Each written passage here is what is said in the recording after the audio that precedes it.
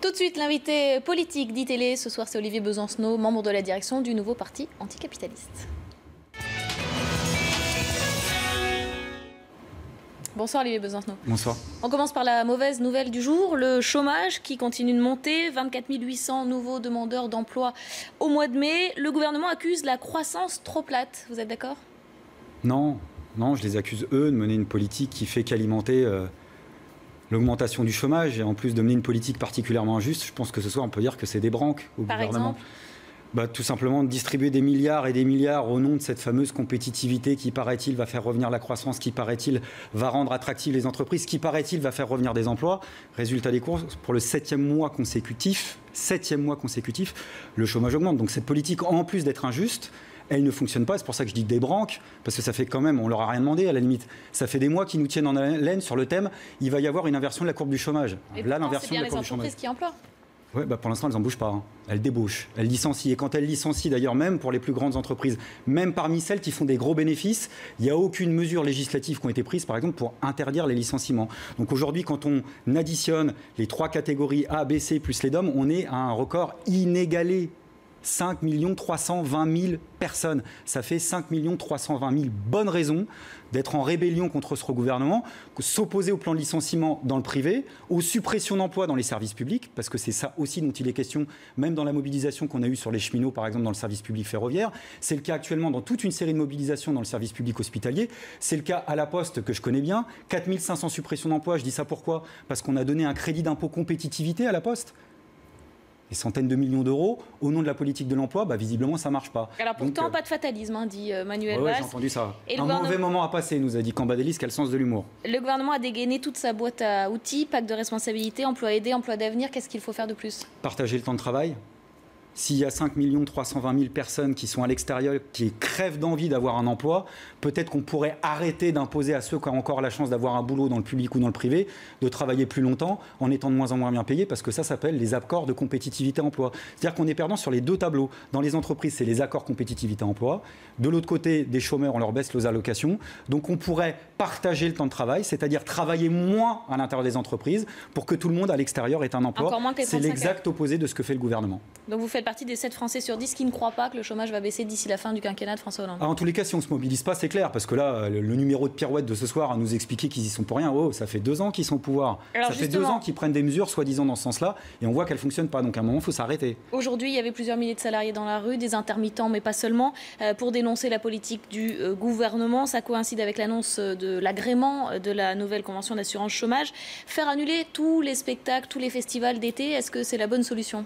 Si c'est le cas, en tous les cas, ce sera la faute du gouvernement qui aura agréé la convention et puis qui aura finalement rien fait. Ça va peser sur l'économie des villes, ça va supprimer des emplois. Écoutez, on ne va pas nous la faire à chaque fois quand même. Moi, le festival, c'est une chose, c'est pas tout à fait la même chose que les gares. Les gares, déjà, tout le monde était pris en otage. Il paraît que le bac allait ne pas avoir lieu, puis finalement, il a eu lieu. À chaque fois, il y a toute une série de bonnes raisons de s'opposer aux mobilisations et jamais les comprendre. La réalité, c'est que c'est pas qu'une mobilisation des intermittents, c'est une mobilisation des intermittents et des précaires, parce que cette fameuse convention aujourd'hui, elle va faire 400 millions d'économies pour les 2,2 millions de personnes qui touchent ces allocations et qui vont voir leur pouvoir d'achat baisser. Donc on fait des économies sur le dos finalement des plus précaires, pendant que dans le même temps, M. Valls par exemple, fait des cadeaux fiscaux aux plus riches il fait aussi des cadeaux aux intermittents, puisque c'est l'État qui va financer le délai d'indemnisation. Non, il essaye de faire une petite enveloppe de dernière minute pour calmer le truc. Ça prouve d'ailleurs qu'il y a beaucoup d'improvisation, puis visiblement, ça ne convainc pas les intermittents.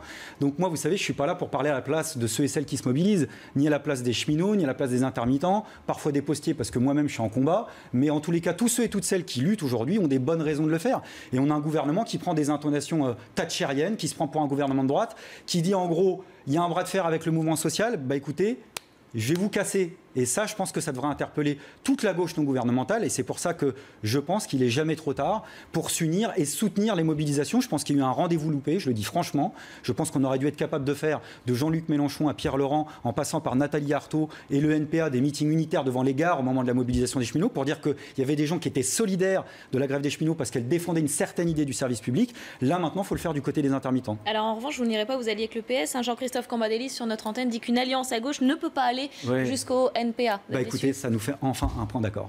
Voilà, vous voyez, c'est qu'en effet, vous voulez pas ils veulent pas nous, on veut pas d'eux, ça tombe très bien. On pense qu'il y a deux grandes orientations politiques à gauche. Il y a l'orientation qui est celle du gouvernement actuel, qui finalement consiste à s'inscrire dans le cadre de l'économie de marché. Et vous êtes dans l'opposition.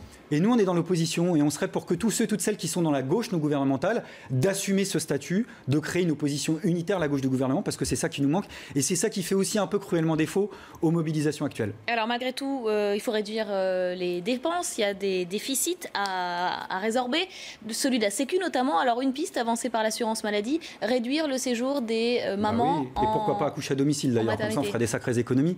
Moi je vais vous arrêter tout de suite parce que je ne suis pas d'accord avec ce constat-là. Non mais je ne suis pas d'accord avec le diagnostic. Quand on dit qu'il faut faire des économies sur les dépenses, je ne suis pas d'accord avec ça. Je pense que s'il y a des déficits, c'est parce que c'est les recettes de l'État qui baissent. On le dira jamais assez, les dépenses publiques, du point de vue de l'État, n'ont pas augmenté en 30 ans en proportion dans la part des PIB. Les dépenses publiques sont restées stables. Donc quand j'entends dire l'État dépense au-dessus de ses moyens, c'est pas vrai. Elle dépense en proportion la même chose qu'il y a 30 ans. En revanche, parce qu'il y a des déficits, et vous avez raison, ce qui l'explique, ce sont les recettes fiscales qui ont diminué, qui sont passées en gros en 30 ans de 21% à 16 ou 17%. Alors il y a la crise économique, c'est une chose. Augmenter les impôts ? Non, mais lesquels ? Le problème, il est là. C'est qu'aujourd'hui, avant de me dire augmenter les impôts, c'est qu'on les a baissés. Et on les a baissés sur qui ? Pas sur la majorité de la population, parce que nos impôts à nous n'ont pas baissé. Ils ont baissé sur les plus grands revenus et sur les plus grandes entreprises. Et encore récemment, puisque M. Valls a fait un nouveau cadeau, en s'attaquant à la C3S, qui est quand même une taxe qui touche le chiffre d'affaires des plus grandes entreprises, celles qui gagnent plus de 720 000 euros. Donc en gros, on ne va pas toucher les PME et PMI. Donc c'est toujours les cadeaux pour les mêmes. Donc ça, oui, ça a un coût, ça explique les déficits. D'autres cadeaux, les logements à loyer modéré, les HLM, dont bénéficient certains élus d'Île-de-France, notamment du Conseil de Paris, 113 mètres carrés à 1 900 € par exemple, malgré la consigne d'Anne Hidalgo de faire ses valises, ça vous choque ? De faire les valises pour les élus, non, ça me choque pas, évidemment. Qu'ils restent dans leur logement. Qu'ils restent, évidemment que ça me choque, mais là, vous prenez une goutte d'eau. Il n'y a pas que des socialistes, il y a une élue du Front de gauche également. Oui, mais moi, il n'y a pas de souci. La transparence intégrale, mais là, on touche à la classe politique. La classe politique traditionnelle, professionnelle. Il faut évidemment la transparence, il faut plus que ça. Je suis pour déprofessionnaliser la politique, parce que pour moi, tout est biaisé à partir du moment où on a des politiques qui se présentent à vous et qui finalement vivent de ça. C'est-à-dire, c'est leur métier, leur profession. Et tout ce qu'ils raconteront, ça sera une chose, mais ils agiront en fonction de ce qui rentre dans leur porte-monnaie. Donc nous, on est par exemple pour interdire le cumul des mandats, faire la rotation des mandats. On fait 2 voire 3 mandats au cours de sa vie. Ensuite, on retourne au boulot pour ceux qui y sont allés, puis on va au boulot tout court pour ceux qui y sont jamais allés. Et puis, on plafonne la rémunération des élus. Il n'y a pas de raison que ceux qui sont censés nous représenter gagnent plus que le salaire moyen de la majorité de la population. Ça, c'est une mesure concrète qui pourrait vous faire gagner de l'argent. Il nous reste 30 secondes. Je sais que vous êtes fan de foot. Un pronostic pour l'équipe de France ? Je pense que ça va passer, ouais. En quart ? Et donc François Hollande ira au Brésil, puisque si l'équipe de France s'est qualifiée pour le quart de finale. Il ne faut pas qu'il croise Suarez, c'est tout, parce qu'il pourrait lui arriver des bricoles. Suarez est interdit de match pendant... Ouais, mais dans les couloirs, vous savez, il paraît qu'il court vite. Merci beaucoup Olivier Besancenot d'avoir été l'invité politique d'ITélé ce soir.